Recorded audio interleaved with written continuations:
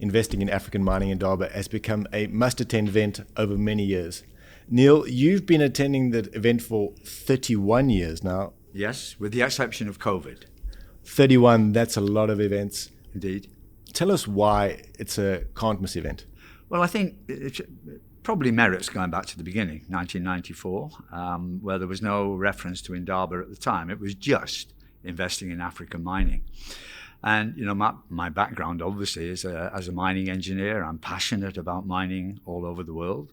And in 1994, the opportunities really bridging between, let's say, people who needed money, looking for money, and people who had money looking for a home, i.e. a good investment. And it was a great blend.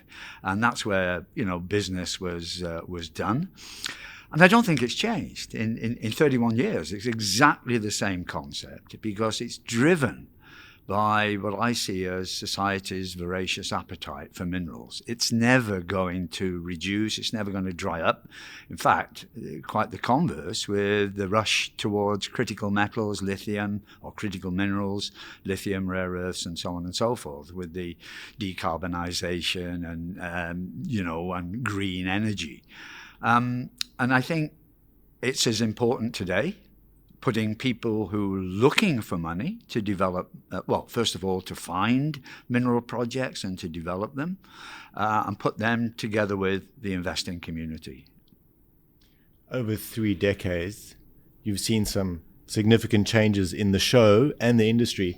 Talk us about some of the milestones you've seen. First of all, I think African mining has grown up. I think we went through a difficult period where there was concern about resource nationalism, where states were perhaps demanding too much from the mining companies. That seems to have diminished an awful lot over the last sort of 5 to 10 years. And I just see a bit of a renaissance in African mining. And again, it's driven by society's voracious appetite for minerals. And I think there are still swathes of the continent that have been underexplored, and invariably underexplored for a good reason, i.e. there was conflict, fighting or whatever. As that diminishes, the opportunities for exploration and the discovery of new deposits increases. With all that experience, how do you see Africa future-proofing the mining industry? Future-proofing, that's a term I've recently come across. I think it's more of the same. Just do it better, do it more efficient, do it more sustainably. Things like, environmental, social governance is critical everywhere. And I think anybody in mining these days understands that, you've got to do it right. You've got to look after local communities. You've got to develop the close working relationship with governments, with ministries, and so on and so forth. And, the big boys know that because they've been at it for many, many, many decades.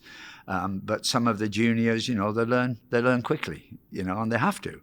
And I'm quite bullish about the future for African mining. That's why I keep coming back, and I'll be back next year, God willing.